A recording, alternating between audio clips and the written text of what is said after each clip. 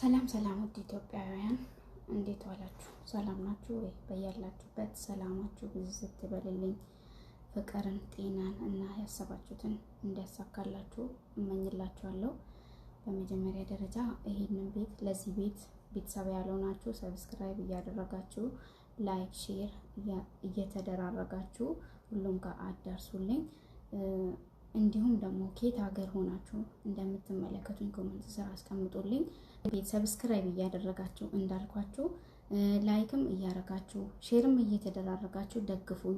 በዚህ ነው የምትደግፉኝ፣ በሌላ ነገር አይደለም። ደግፉኝ፣ አበርቱኝ፣ አይዞሽ ከጎንሽ ነን፣ በርቺ፣ ጠንከር በይ፣ ጎበዝ እንዲሆንላችሁ ማለት ነው። አጠንክሩኝ፣ ብቻ ከጎኔ ሆኑ። በቃ አትራቁኝ። ከፈጣሪ በታች ያላችሁልኝ እናንተ ናችሁ። እኔም ደግሞ ከፈጣሪ በታች በሙሉ ልቤ እናንተን ለማገዝ እናንተን ለመርዳት በሚችሉ አቅም ቃል ገባላችኋለሁ። እና እንግዲህ ወደ ወገን ዘመዶች በያላችሁበት ሰላም፣ ፍቅር፣ ጤናን ያብዛላችሁና ዛሬ እኛ ስደት ላይ ያለን ሴቶች እንመካከር እስቲ፣ አንዳንድ ነገሮችን እንነጋገር በሚለው ነገር ነው የመጣሁላችሁና በደንብ ጆሮ ሰጥታችሁኝ አድምጡ፣ ሳይሰለቻችሁ ቢያንስ ትማሩበታላችሁ። ከዚህ ላይ የሆነውን ነገር ይገባችኋል። ከተሳሳታችሁ ደግሞ ትመለሳላችሁ። ከትላንትናው እርምጃችሁ ዛሬን አሻሽላችሁ ታራምዳላችሁ። ከአንድ እርምጃ ወደ ሁለተኛ እርምጃ ፈቀቅ ትላላችሁ በሚለው ነገር ነው የመጣሁላችሁ እና ወገኖቼ በደንብ አድምጡኝ።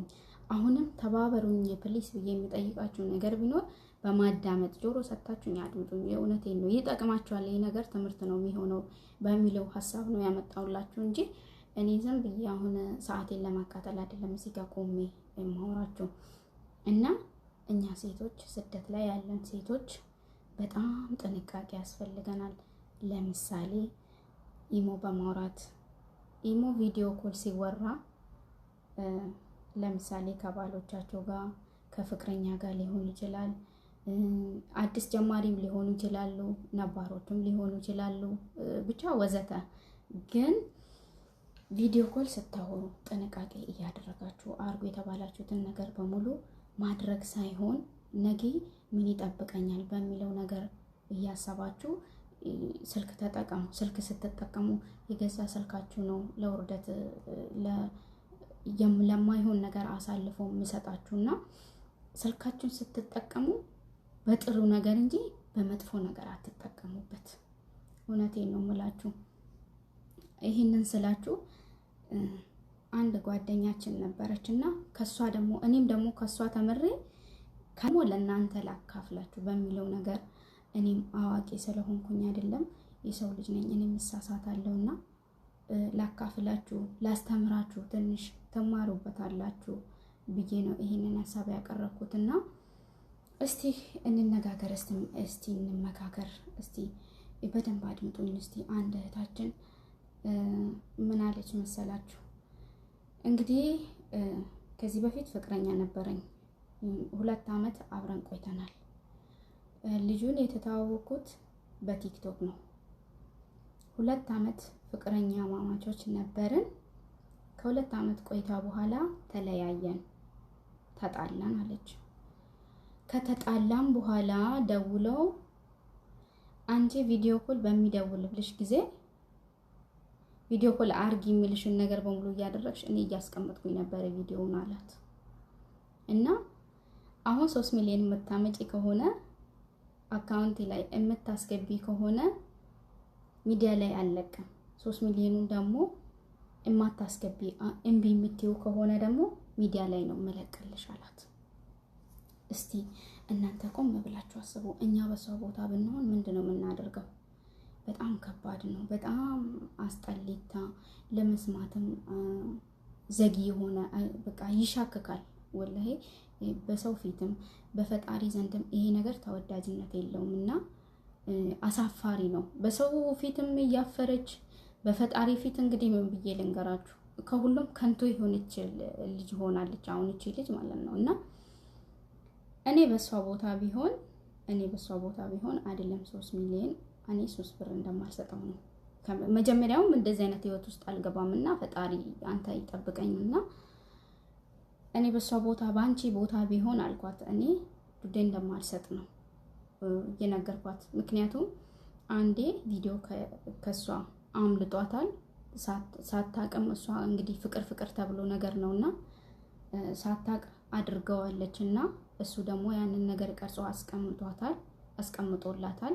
ምንም ልታረግ አትችልም። አሁን ከፈለችም አልከፈለችም እሱ ያንን እያስቀመጠ ገንዘቡን ይቆጥራል። አምጪ ስለተከፍላለች እሷ የሷ ህይወት ከንቱ ነው። በቃ ከዚህ በኋላ እስከ ህይወቷ ፍጻሜ መስዋዕት ከፍላለች።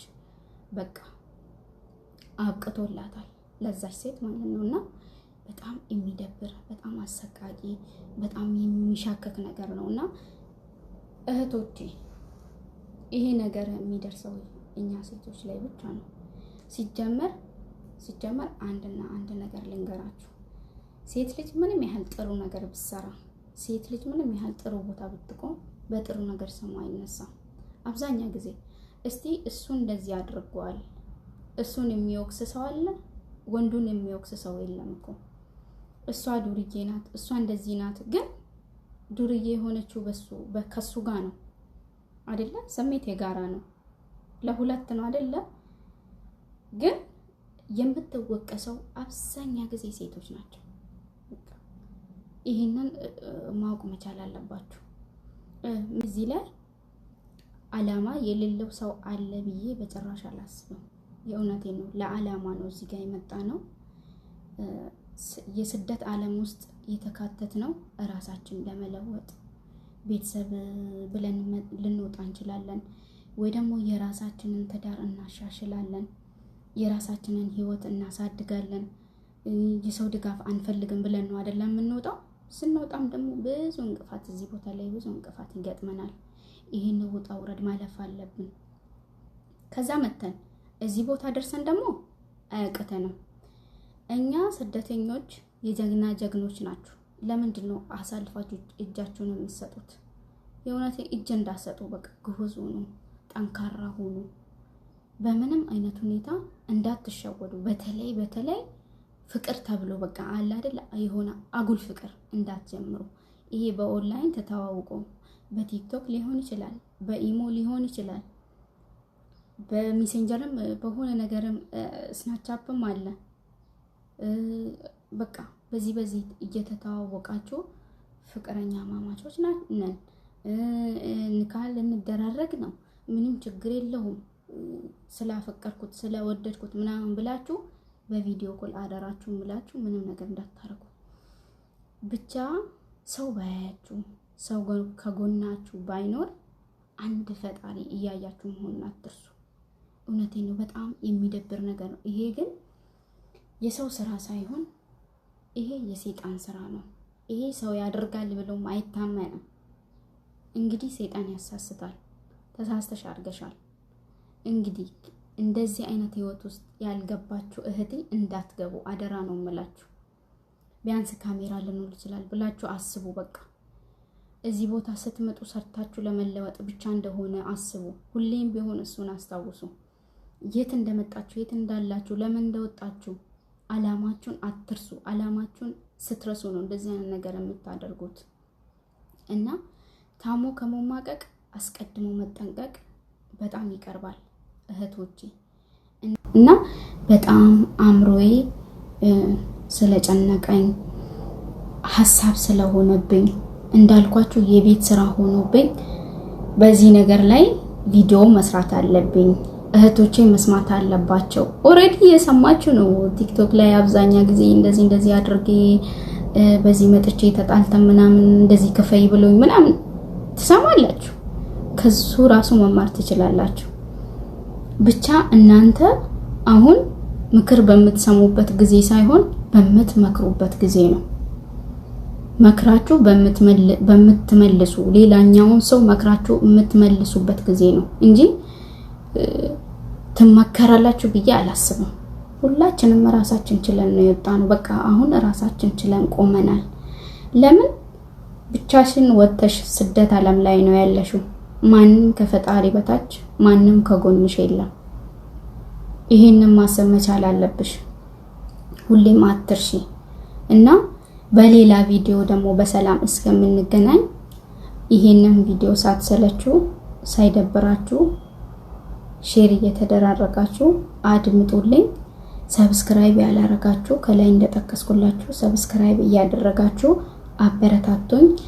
ፈጣሪ አምላክ ሁሌም ቢሆን እኛ ስደተኞች ያሰብነውን ነገር በሙሉ አሳክቶን ለሀገራችን ያብቃን። ቸር ሰንብቱ።